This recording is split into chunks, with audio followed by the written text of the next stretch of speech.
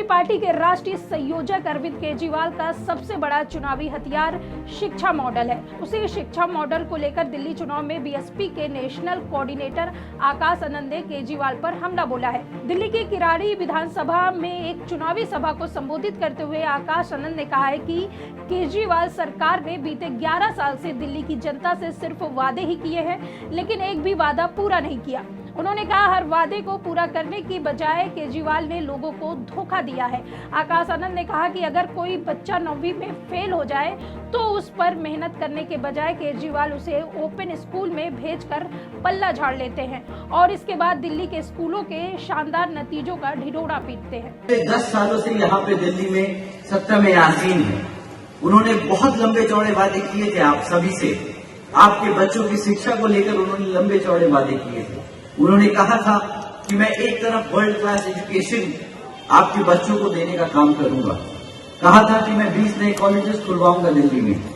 परंतु हकीकत तो ये है साथियों कि आज जब 9th में बच्चा 9th में पहुंचकर फेल हो जाता है क्वेश्चन अपना बोर्ड पेपर में, तो यहाँ पर सरकार जबरदस्ती इन बच्चों को दोबारा से 9वीं के परीक्षा दिलाने की बजाय इनको ओपन स्कूल बोर्ड में डालने का काम करती है, जहां पर आपके बच्चा पास हो या फेल हो, केजरीवाल जी की सरकार को कोई फर्क नहीं पड़ता, क्योंकि national institute of open schooling के डमे डालने के बाद बच्चे केजरीवाल जी की जिम्मेदारी नहीं होते। परंतु इन बच्चों को केजरीवाल जी की सरकार अपनी रिपोर्ट कार्ड में ट्रांसफर स्टूडेंट्स दिखाकर अपना रिपोर्ट कार्ड ठीक कर लेती है और हर साल आप लोगों के बीच में आकर बोलती है कि हमने 9th में तो इतने सारे बच्चे पढ़ाने लिखाने का काम किया है।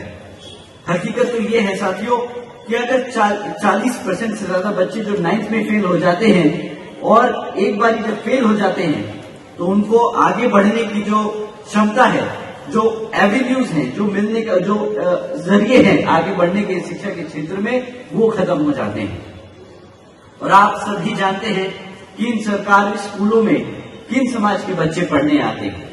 आप जानते हैं कि हमारे पिछड़े समाज, एससी समाज के बच्चे ही यहाँ सरकारी स्कूलों में पढ़ते हैं। जब यहाँ पे शिक्षा का ध्यान नहीं दिया जाएगा, एक तरीके से हमारे समाज को रोकने का काम किया जाएगा, हमारे बच्चों को अनपढ़ रखने का काम किया